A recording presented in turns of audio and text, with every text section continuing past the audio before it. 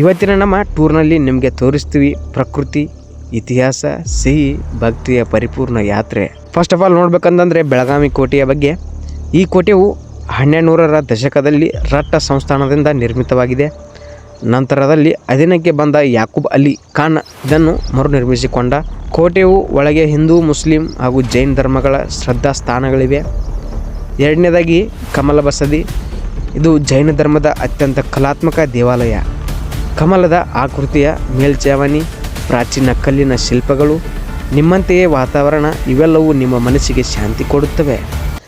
ಇನ್ನು ಗೋಕಾಕ್ ಜಲಪಾತದ ಬಗ್ಗೆ ನೋಡ್ಬೇಕಂತಂದರೆ ಘಟಪ್ರಭಾ ನದಿಯು ಮೇಲೆ ಇರುವ ಈ 52 ಮೀಟರ್ ಎತ್ತರದ ಜಲಪಾತದ ಶಬ್ದವೇ ಮ್ಯಾಜಿಕ್ ಆಗಿದೆ. ಮಳೆಯ ನಂತರ ಬಂದರೆ ಇದರ ಭರ್ಜರಿ ನೋಟ ನಿಮ್ಮ ಮನಸ್ಸನ್ನೇ ಕರೆದೊಯ್ದು ಬಿಡುತ್ತದೆ.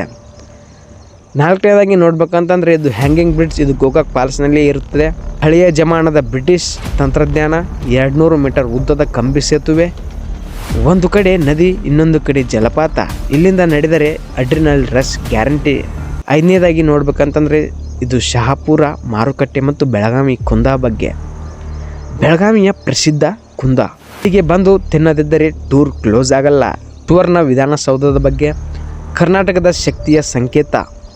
ಬೆಳಗಾವಿಯಲ್ಲಿ ನಿರ್ಮಿತವಾದ ಈ ಶಾಸನ ಸೌಧದ ನಿರ್ಮಾಣವು ಬೆಂಗಳೂರಿನ ವಿಧಾನಸೌಧದ ಪ್ರತಿರೂಪ. ಸಂಜೆ ವೇಳೆಯಲ್ಲಿ ಇದರ ಬೆಳಕು ಅದ್ಭುತವಾಗಿರುತ್ತದೆ.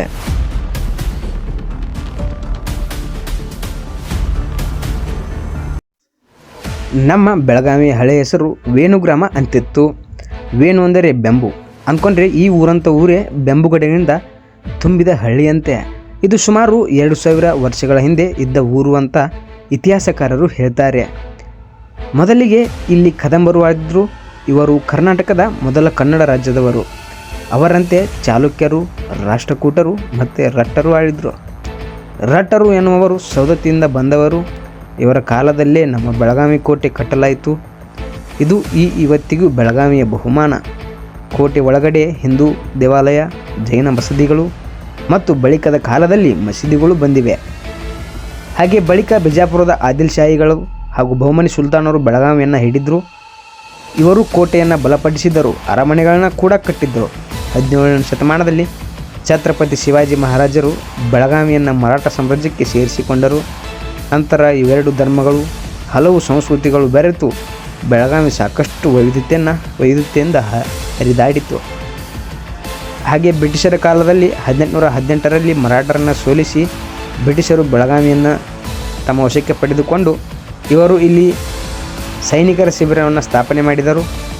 ಹಾಗೆ ಬ್ರಿಟಿಷರ ಕಾಲದಲ್ಲಿ ಬೆಳಗಾವಿ ಬಾಂಬೆ ಪ್ರಾಂತ್ಯದ ಭಾಗವಾಗಿತ್ತು. ನಂತರ 1947ರಲ್ಲಿ ಭಾರತ ಸ್ವತಂತ್ರ ಪಡೆಯಿತು. ಆದರೆ ಬೆಳಗಾವಿ ಮಹಾರಾಷ್ಟ್ರ ಭಾಗವಾಗಬೇಕು ಅಂತ ಕೆಲವರು ಹೇಳಿದರು. ಇದರ ಜೊತೆಗೆ ಭಾಷಾ ಆಧಾರದ ಮೇಲಿನ ರಾಜ್ಯ ಪುನರ್ರಚನೆ ನಡೆಯಿತು. 1956ರ ಆರ್ಗನೈಸೇಷನ್ ಆ್ಯಕ್ಟ್ ಅಂತೆ ಬೆಳಗಾವಿಯನ್ನು ಕರ್ನಾಟಕಕ್ಕೆ ಸೇರಿಸಲಾಯಿತು. ಆದರೂ ಕರ್ನಾಟಕ ಮಹಾರಾಷ್ಟ್ರ ಗಡಿ ವಿವಾದ ಇವತ್ತಿಗೂ ಕೆಲವೊಂದು ಸಮಸ್ಯೆಗಳನ್ನು ಸೃಷ್ಟಿಸುತ್ತಿದೆ. ಹಾಗೆ ಇಂಥ ಹೆಚ್ಚಿನ ವಿಡಿಯೋಗಳಿಗಾಗಿ ನಮ್ಮ ಚಾನಲನ್ನು ಸಬ್ಸ್ಕ್ರೈಬ್ ಮಾಡಿಕೊಳ್ಳಿ. ಪಕ್ಕದಲ್ಲಿರೋ ಬೆಲ್ ಐಕನ್ ಪ್ರೆಸ್ ಮಾಡಿ. ಮುಂದಿನ ವಿಡಿಯೋದಲ್ಲಿ ಸಿಗೋಣ. ಧನ್ಯವಾದಗಳು.